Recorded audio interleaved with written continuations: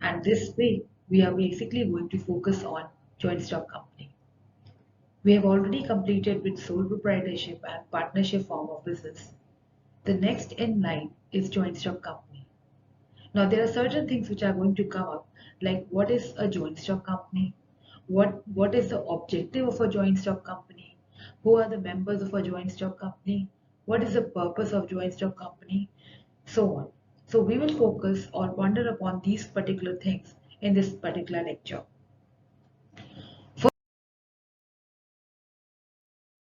First, we'll go with the definition or basically creating an understanding about a joint stock company.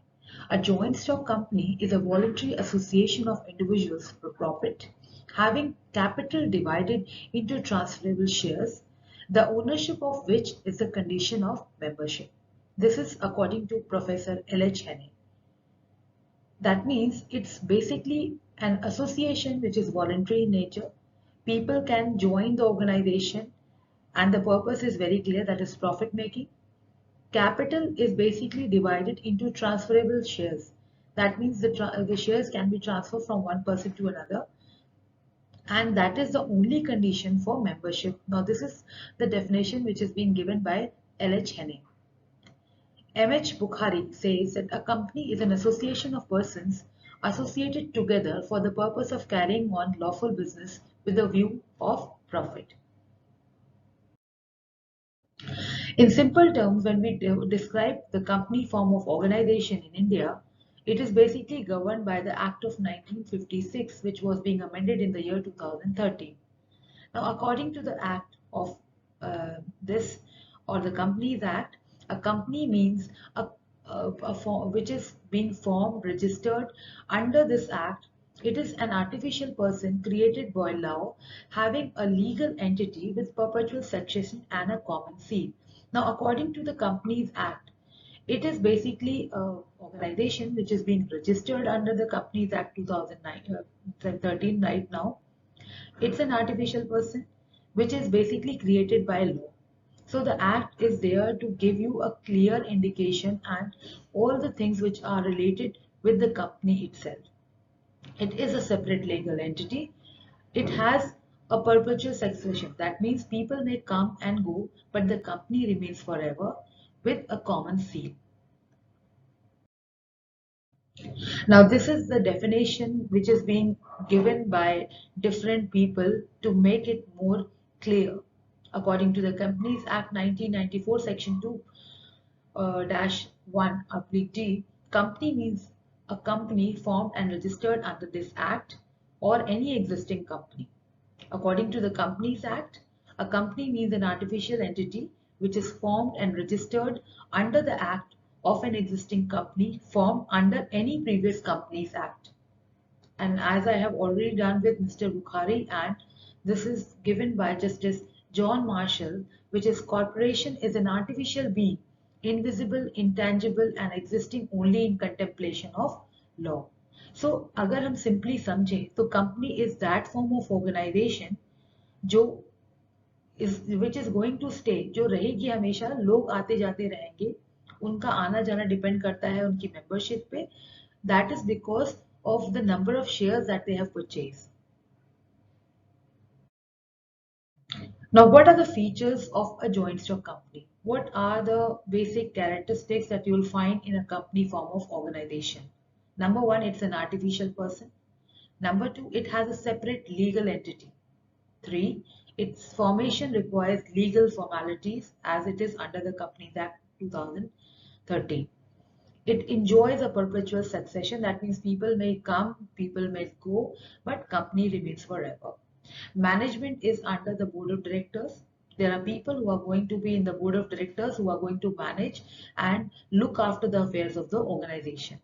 Liabilities of owners is limited. That means if as a shareholder I am having 100 shares of 100 rupees, then I am only liable for 10,000 rupees.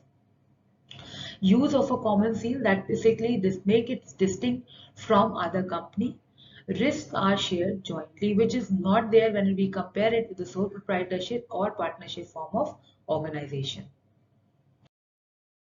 So these features have been elaborated or maybe explained further with a little explanation under this particular slide.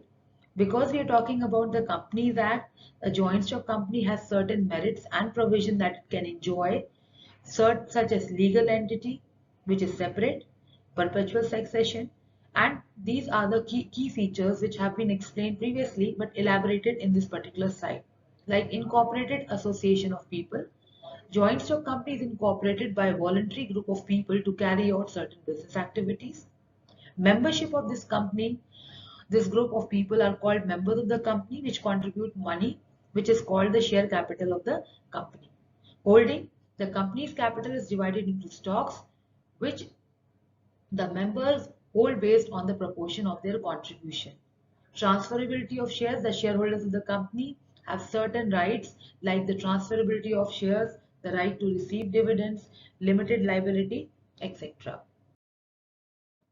Now, these are the different types of companies that we find in joint stock company. They have been categorized as chartered company, statutory company, registered company, government company, and a non-government company.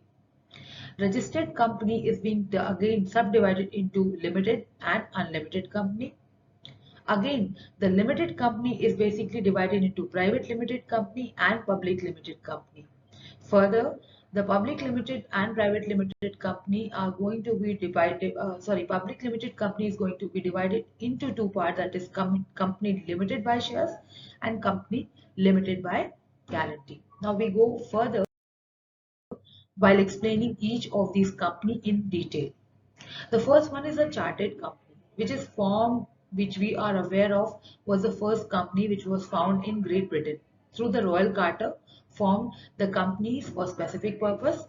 A chartered company is regulated by the terms of the Charter. In India, such companies are known as foreign companies.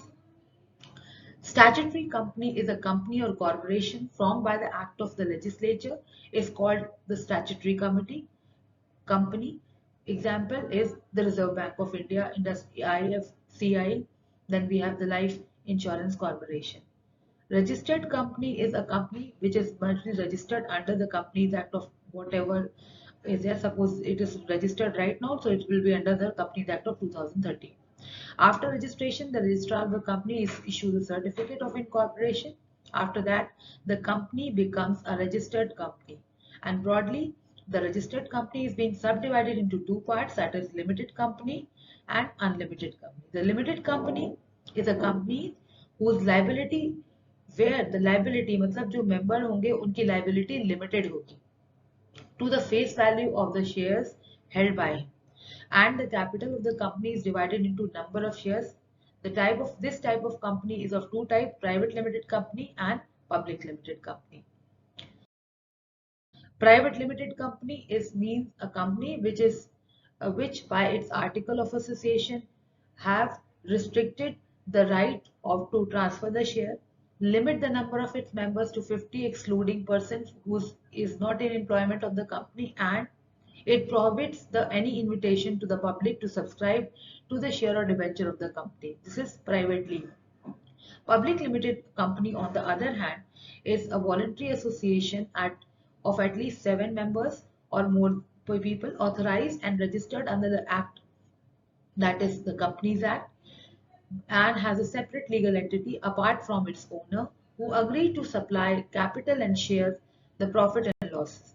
A public limited company may be of two types: company limited by shares and a company limited by guarantee. Company limited by share. In this company, there is share capital, and each share capital having a fixed nominal value, which the shareholders paid at the time of payment or in installment. मतलब कि इस company का जो share capital है उसकी एक fix nominal value, एक value जो दी गई है वो फिक्स होगी. जो शेयर होल्डर होगा वो एक टाइम पे करेगा या हो सकता है वो इंस्टॉलमेंट में पे करे, depending. A shareholder is not liable to pay anything more than the fixed value of the share subscribed, whatever may be the liability of the company. मतलब एक शेयर होल्डर को जो फिक्स वैल्यू उतना ही पे करना है, चाहे जो भी कंपनी की डेट्स होंगे, लेकिन उसको सिर्फ उतना ही पेमेंट करनी है. Company limited by guarantee, that company is this particular type of company where each member promises to pay a fixed sum of money in the event of liquidation of the company. This amount is called guarantee. Sometimes the members are required to buy shares of a fixed value and also give guarantee for further sum in the event of liquidation. There is no liability to pay anything more than the value of the share where there is a share and there is a guarantee. Unlimited company. In these companies, the liability of the shareholders is unlimited, as it is being given very clearly in the title itself, as in the partnership firm. Such companies are permitted under the Companies Act but are non-existent. Now, a government company is a company in which government or state government holds 51% or more of the paid capital. Government company, also known as public enterprises, state enterprises, works other as the company registered under Companies Act, HMT, HCL, Hindustan and Antibiotics Limited, Hindustan Shipyard, Aeronautics, HAL, Steel Authority of India. All these are example of a public company or a government company. A non-government company is a company which is not owned by the government of that country. That is basically of two types: government company and private company or non-government company. Now, these are the types of companies that are there under the joint stock company. There are two very important part of a joint stock company, that is memorandum and article of association. Now, I have tried to differentiate between the two, and this will also help in understanding what these two uh, two important documents are for a joint stock company. Like for example, memorandum of association gives importance. It has the primary importance in the formation of the company, while article has a secondary importance in the formation of the company. Memorandum plays a very important role. No company can start its business without either of the two, but definitely memorandum plays a much dominant role as compared to article of association. At the time of constitution, it is going to be the memorandum which is there. In article, definitely it is there, but it contains the rules, regulation and administration of the company. Object of memorandum of association is that the objective of the company, while the objective of article of association contains the procedure of achieving objects. The provisions can be changed by the special resolution easily. Alternative of memorandum, it is not alternable, but it can be amended by special resolution and sanction of the by the court or the central government. Alteration in article of association can be amended by a special resolution only. The relation of memorandum of association, its nature is like contract between the company and outsider like bank and creditor, while the relation of article is maintained relation between the company and the person inside the company. Regulation under the memorandum, it contains rules which govern the administration of the company, while article, the registration of article is optional for the companies limited by share. It may adopt or may all the or any of the regulation. Nature of documents in a memorandum does not allow the company to act against the company's ordinance, while member article, it is subsidiary documents to the memorandum of association. The limits of memorandum of association is the document determines the limits of the company business, while article, business limits are not mentioned in the article of association. So there has been a number of things which have been taken very minutely over here. Definitely we will elaborate in the next lecture, but definitely this particular lecture gives you an insight about the joint stock company, its relevance, important documents that are attached with a joint stock company, and different types of company which are there. Next slide, next presentation will be on the advantages, disadvantages, and a more insight on the other documents which are related to the joint stock company. Till then, keep learning. Thank you.